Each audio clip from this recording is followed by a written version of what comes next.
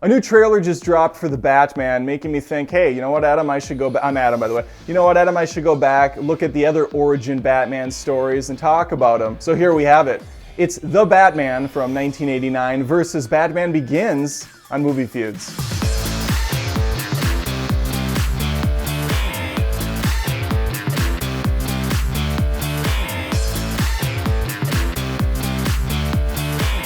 Gotham City's never really been high up on my vacation spots I'd like to visit list. The city's a cesspool of corruption and seedy civilians, and the inhabitants of Tim Burton's film are not what I would consider the picture of health and wellness.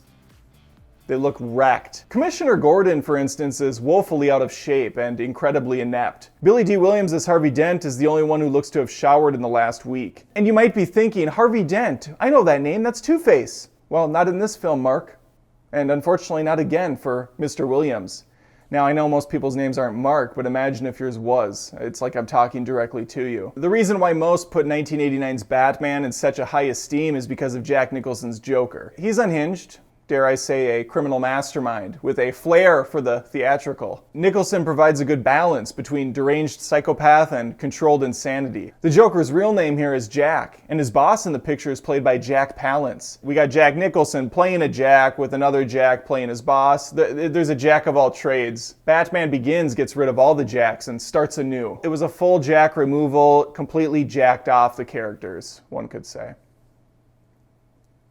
I'll continue. The 2005 picture has an incredible cast of talent, including a much more competent and useful Jim Gordon, played by Gary Oldman. Then there's Bruce Wayne's techie genius, Lucius Fox. Morgan Freeman's usually my favorite character in any film he's in. Here it's no different. I thought it would be hard to top Michael Gough's Alfred in '89, but Michael Caine brings so much more to the table as a very charismatic pillar for Bruce to lean on. There are a few different villains in Nolan's film. Carmine Falcone, played by Tom Wilkinson, takes up a good chunk of the first half. A mob boss in the underbelly of Gotham who over the years has turned this city on its head. He honestly could have worked as the main villain in this picture, as he gets some really good exchanges, particularly one between him and Bruce. We do have two other villains here though, with the Scarecrow, played by Nolan favorite Cillian Murphy, and Ken Watanabe playing Ra's al Ghul. We will later learn that Batman was hoodwinked and the real Ra's al Ghul was still alive. And it's Liam Neeson. Even as a villain, Neeson is likable. He almost convinced me to join the cause and wipe out Gotham's inhabitants. Thankfully, Bruce Wayne isn't so easily persuaded. Helps to have a good friend that can double as your moral compass. That's where Katie Holmes as Rachel Dawes comes into play. The only uncorrupted attorney in all of Gotham. Why do people live here? The love interest in '89 is a good head on her shoulders as well. Kim Basinger's Vicky Vale doubles as both Batman and Joker's love interest. She's a fiery reporter who's first on the scene for the next big scoop. Her kidnapping. Which leads us to the hero of the picture, the titular man himself, Batman. I have heavily convinced myself that no one will ever top Michael Keaton as Batman. And yes, he was built like a guy who maybe hit the gym once or twice a month to justify his health club membership purchase. But those damned pursed lips were just perfect for the cowl. As Bruce, he was a bit aloof at times, always seemingly wandering off in his own head, waiting for night to strike so he can hit the streets. His estate is empty. He's essentially a recluse with little to occupy his time during the day. Nolan dives much deeper into the character in his first showing, as Bruce is a lot more layered. Then there's the vehicles, both of which I actually enjoy. They also fit each of these characters well. Tim Burton's Batman is surreal. It's a bit Looney Tunes at times, often one Acme safe away from going full-on cartoon. So the costumes in the vehicles can get a little bit more lavish. Nolan has a much more grounded picture with practical gear. The Tumbler makes sense in this, even if some of the situations don't. I have a hard time believing that tank could drive over the rooftops of some of these houses. Have you seen Gotham? I mean, these houses are built on sticks.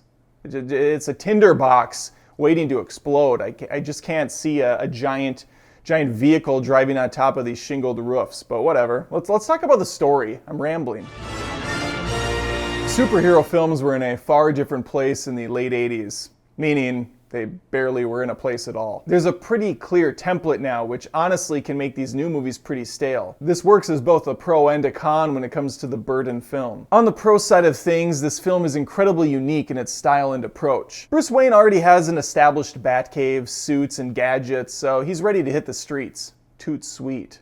Nobody says that. What the hell was that? His tragic backstory is slowly unveiled as the film progresses, and we find out late in the game that Joker was the one responsible for murdering young Bruce's parents after seeing what looked like a pretty miserable play. If I were rich, I would be an uncultured swine. Of course, he was merely a thug on the streets at the time, but Bruce never forgets a face. Actually, I think it was something he said.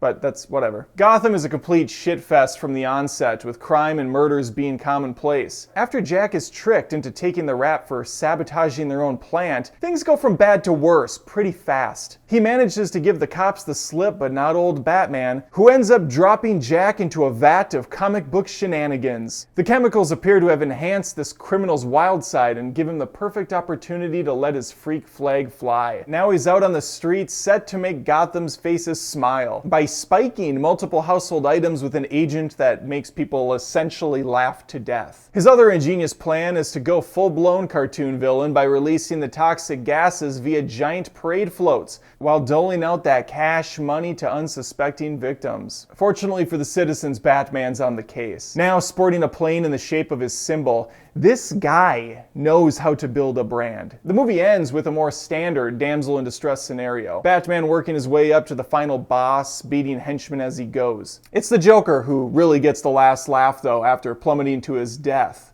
Because the laugh comes from a pre-recorded tape recorder, still counts for something. Batman Begins gives us a far less together Batman. I use that term loosely, as I don't really see a man masquerading as the thing he fears most while fighting villains in the middle of the night as a guy who's got it all together. Regardless, the film starts out by showing us Wayne at his lowest point, intentionally imprisoned in the far reaches of the world to get in petty fights with his cellmates. He's haunted by his past Timmy down the well trauma, along with the death of his parents at that terrible play. Turns out all the money in the world can't buy your happiness. Purpose is missing, and he doesn't find it until a man going by the name Descartes pays him a visit. He helps Bruce find the purpose he needs and the training he needs to make his goals a reality. After presumably months and months of physical and mental tests, Bruce is ready to face his greatest challenge of all: choice. He's presented with a bit of a quandary, which is to kill an unarmed prisoner right in front of his very eyes. He opts for a different path, which is killing the League of Shadows' presumed leader, burning the compound to the ground, and rescuing a man who would later be revealed as the mastermind. It turns out that Falcone and Scarecrow are also working for Ra's. The Scarecrow was billed as the main villain of the picture, but he's really more of a side act. Really just a mini-boss who's taken care of pretty easily. Much like the Joker in '89, the main evil plan is to drug the entire city via the water supply. Joker outright kills people through different goods,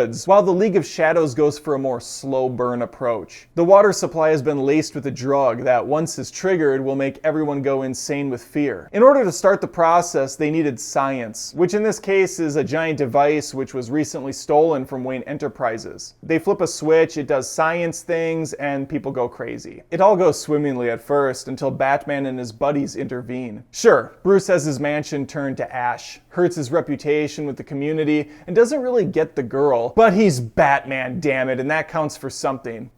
In his eyes, it counts for everything, because the real mask being worn is that of the Bruce Wayne guy. That's the real mask. The film ends with a tease to the next version of Joker, a bat signal installation, and a fully realized Dark Knight. Battle ready. I honestly thought Batman Begins was like 45 minutes longer. Turns out it's only 14. Begins, however, does take the time to help me connect with the character far more than the previous entry did, and I found myself enjoying the Wayne side of things a lot more than Batman. Keaton's awesome as Batman and Bruce Wayne, but it's on a more superficial top level. I don't really connect with him, I just think he's kind of cool. I want to take a little bit of time and talk about the production now. To the Batmobile. I'm not gonna lie to you, I was pretty sour when I heard Batman was gonna get rebooted in 2005. I wasn't really familiar with Christopher Nolan at the time either. He certainly didn't have the pedigree that he has today. As somewhat of a skeptic, I just thought it was gonna be another cash grab with better effects and a worse lead and villain. I'd also be a liar if I said Tim Burton's flicks stand up today, because in a lot of ways, they simply don't. For its time, the picture was dark, intense, atmospheric, and popularized Batman for an even larger audience. The theme song by Danny Elfman is still one of the greatest movie scores of all time, and it's still being used in newer films. I can't imagine the Snyder Cut's going to incorporate it, but the Justice League that we previously had in theaters did have hints of that blended in. If you're familiar with Tim Burton, you can recognize almost all of his films from a mile away. They have this haunting vibe to them. A surreal, larger-than-life scale that might be quaint today, but was a dream in the 80s. The action's not great, consisting of a few punches or kicks per bad guy, some with remarkable acrobatic abilities. The costume design is still great, and that Batmobile is still my favorite of the films released so far. The makeup on the Joker is incredibly well done too, especially when he applies a fake tan on top of his fake white face.